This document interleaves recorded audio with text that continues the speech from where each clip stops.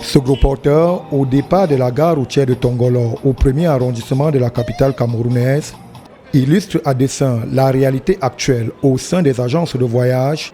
En cette période de vacances, ce n'est pas encore la grande affluence devant les différents guichets. La faute semble tout trouver selon ce responsable d'une agence très souvent courue qui dessert la région de l'Ouest.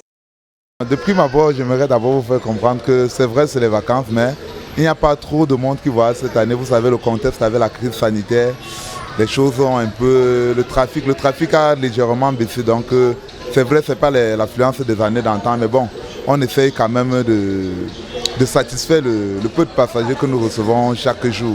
Donc, une baisse d'activité au lendemain des examens de fin d'année pour les écoliers et les élèves, qui n'est que la résultante d'une cadence bien précise des déplacements des populations de cette partie du pays, qui répondent souvent à un calendrier funéraire bien élaboré.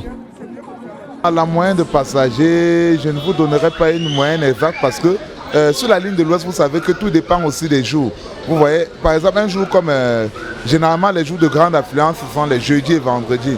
Parce que certains profitent, comme c'est les vacances, pour faire d'une pierre deux coups, ramener les enfants en vacances et profiter pour assister à des éventuelles funérailles du côté de l'Ouest et autres cérémonies.